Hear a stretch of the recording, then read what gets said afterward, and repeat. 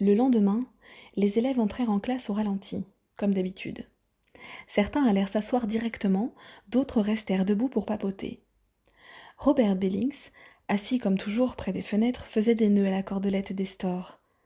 Brad, qui ne manquait jamais une occasion de le tourmenter, en profita pour venir lui tapoter le dos, lui collant au passage sur la chemise un petit papier où l'on pouvait lire « Je suis un âne ». Un cours d'histoire ordinaire, en somme.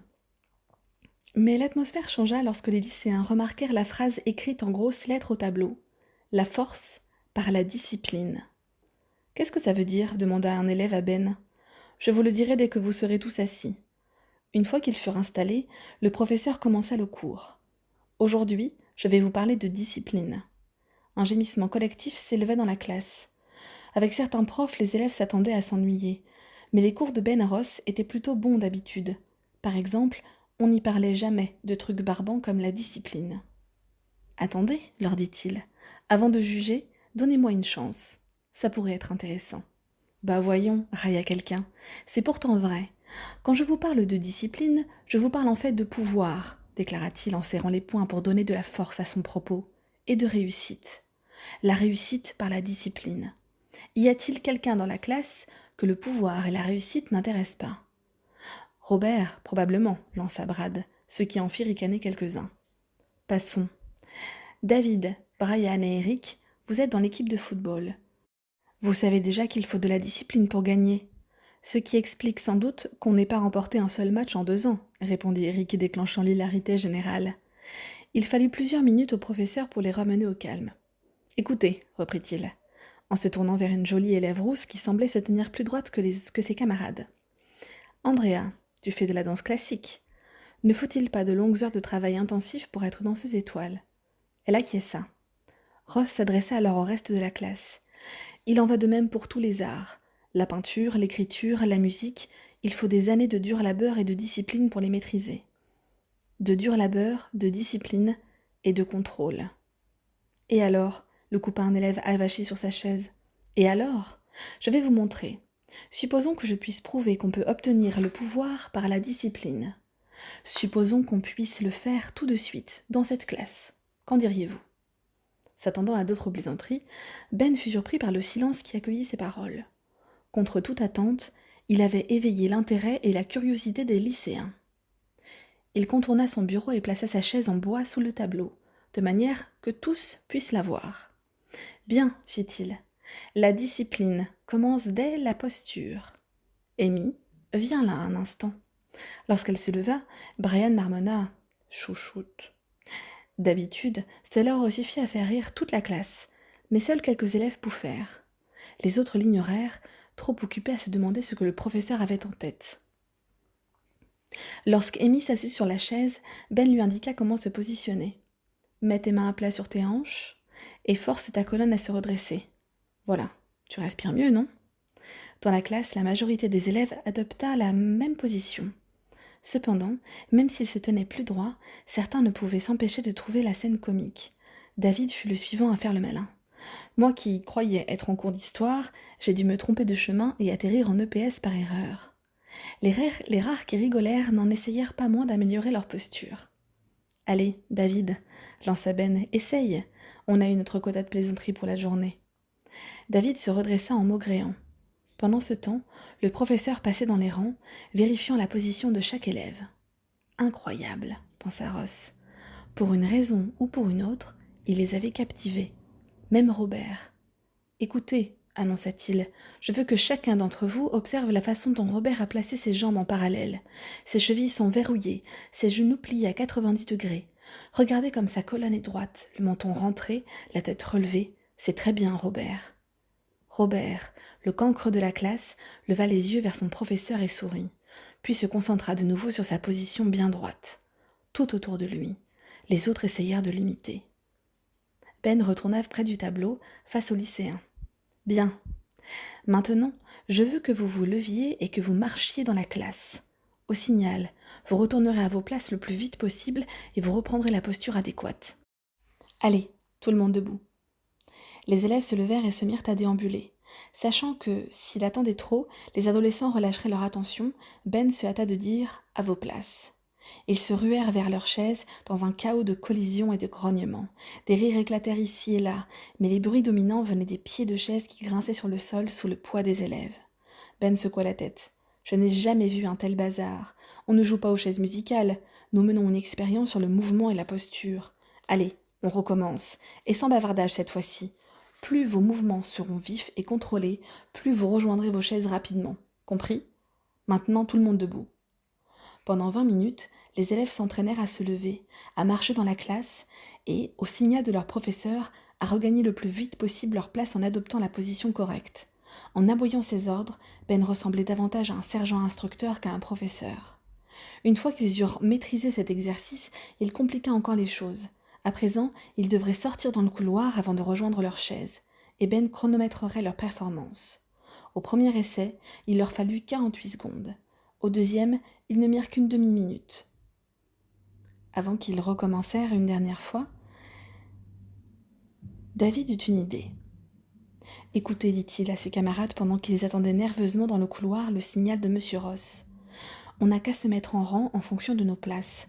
Ceux qui doivent aller au fond de la classe passent en premier, et ainsi de suite. Comme ça, on évitera de se rentrer dedans. » Les autres acquiescèrent. Une fois tout le monde en place, certains remarquèrent que Robert se trouvait en tête de file. « Le nouveau premier de la classe », murmura quelqu'un. Puis Ben fit claquer ses doigts et la colonne d'élèves s'avança d'un pas rapide et silencieux dans la salle de classe. Lorsque le dernier d'entre eux s'assit, Ben arrêta le chrono et sourit. 16 secondes. La classe poussa des hurrahs. « Allons, allons, on se calme », lança Ben en rejoignant le tableau. À sa grande surprise, ils se turent aussitôt. Le silence qui régnait soudain dans la pièce semblait presque surnaturel. D'habitude, la salle n'était aussi tranquille qu'une fois les élèves sortis. À partir de maintenant, vous devez obéir à 3 nouvelles règles. Premièrement, tout le monde doit apporter ses propres affaires pour prendre des notes. Deuxièmement, lorsque vous poserez ou répondez à une question, vous devrez vous lever et vous placer à côté de votre table. Et troisièmement, vous commencerez vos questions ou réponses par Monsieur Ross. Compris ? Partout dans la classe, les têtes opinèrent. Bien, Brad, qui était le Premier ministre anglais avant Churchill ? Sans se lever, Brad se mit à se ronger un ongle. Ce n'était pas avant qu'il puisse en dire davantage, Ben l'interrompit. Raté, Brad, tu as déjà oublié tes nouvelles règles ? Il se tourne vers Robert. Robert, montre à Brad la procédure adéquate pour répondre à une question. Aussitôt, Robert prit place à côté de son bureau au garde-à-vous. Monsieur Ross, dit-il. C'est bien ? Merci, Robert. C'est débile, marmonna Brad. Tu dis ça parce que t'as pas été fichu de le faire, rétorqua un de ses voisins. Brad, reprit Monsieur Ross, qui était le Premier ministre avant Churchill. Cette fois-ci, le garçon se leva et se plaça sur le côté. Monsieur Ross, c'était le Premier ministre. Tu es toujours trop lent, Brad, le coupa le professeur. Dorénavant, vous répondrez le plus rapidement possible, avec des phrases aussi courtes que possible. Maintenant, Brad, essaye encore. Cette fois-ci, l'élève se leva d'un bond et clama « Monsieur Ross, Chamberlain ». Ben le félicita d'un signe de tête. Voilà une réponse digne de ce nom.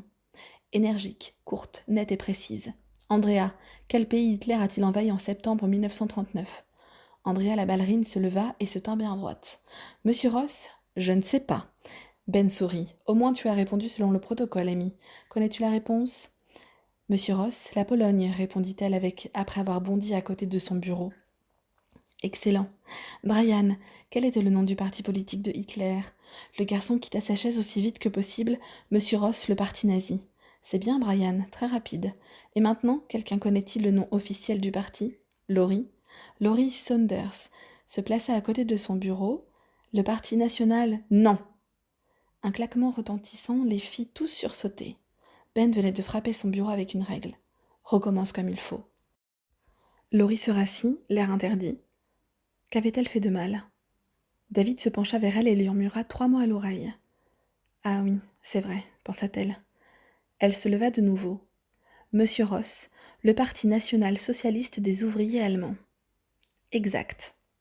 Ben continua à poser des questions et tous participèrent, désireux de montrer qu'ils connaissaient la réponse et la manière correcte de la donner.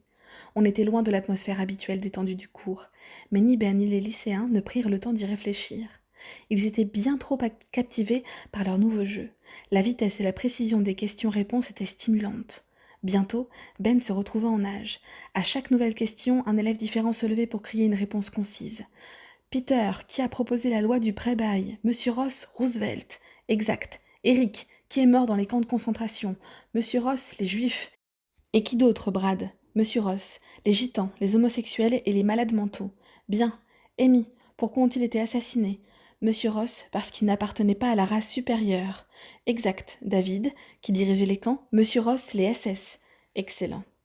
La sonnerie retentit dans le couloir, mais personne ne quitta sa place. Galvanisé par l'ampleur des progrès accomplis durant ce cours, Ben donna les derniers ordres de la séance. Ce soir, lisez la fin du chapitre 7 et la première moitié du chapitre 8. C'est tout, le cours est fini. Il lui sembla que les lycéens se levèrent d'un même mouvement, comme un seul homme, avant de se ruer à l'extérieur. Waouh, c'était incroyable! On aurait dit une course, s'exclama Brian dans un enthousiasme inhabituel. Il se tenait dans le couloir en compagnie de quelques camarades toujours portés par l'énergie ressentie dans la classe. Je n'avais jamais rien vu de pareil, déclara Eric près de lui. C'est toujours mieux que de prendre des notes, plaisanta Amy. Tu l'as dit, renchérit Brian qui éclata de rire, bientôt imité par d'autres. Et arrêtez de vous ramarrer, intervint David. C'était vraiment spécial. Comme si, pendant qu'on agissait tous ensemble, on était bien plus qu'une simple classe. Comme si on ne faisait plus qu'un. Vous vous rappelez ce qu'a dit Ross sur le pouvoir? Je crois qu'il avait raison. Vous n'avez rien senti? Oula, tu prends ça trop au sérieux, répondit Brad. Ah ouais? Alors comment tu expliques ce qui s'est passé? Y a rien à expliquer, lança Brad en haussant les épaules. Ross nous a posé des questions. On y a répondu, comme dans n'importe quel autre cours. Sauf qu'on devait se tenir bien droit et se lever pour répondre. À mon avis, tu ne te prends la tête pour rien. Je n'en suis pas si sûre, soupira David avant de s'éloigner. Hé, où tu vas? Lui demanda Brian. Aux chiottes, je vous rejoins à la cafette. D'accord, fit Brian. Au fait, une fois sur le trône, n'oublie pas de te tenir bien droit, lança Brad, et tout le monde éclata de rire. David poussa la porte des WC pour garçon en se demandant si Brad avait raison, s'il se faisait vraiment une montagne d'un rien. D'un autre côté, il avait réellement senti une force, une unité de groupe. D'accord, cela ne changeait pas grand-chose au cours, mais, après tout, on continuait à répondre à des questions. Mais imaginons que l'on prenne cette unité, cette énergie collective, et qu'on l'insuffle à l'équipe de foot. L'équipe comptait vraiment de bons joueurs, et cela rendait David malade qu'ils obtiennent des résultats aussi médiocres. Ils n'étaient pas si mauvais, il manquait simplement de motivation et de cohésion. David savait que s'il pouvait dynamiser son équipe, sans même aller aussi loin que le prof, elle pourrait laminer la plupart des adversaires de leur ligne. La deuxième sonnerie retentit, signalant aux élèves que le cours suivant allait commencer. En sortant de sa cabine, David aperçut une silhouette. Tout le monde était sorti des toilettes sauf une personne, Robert. Face au miroir, ce dernier rentra sa chemise dans son pantalon, puis, sans savoir qu'on l'observait, il fit de son mieux pour se coiffer et s'observa dans la glace. Soudain, il se mit au garde à vous, et ses lèvres remuèrent silencieusement, comme s'il répondait toujours aux questions de M. Ross. Sans faire le moindre geste, David regarda Robert répéter ce mouvement, encore et encore.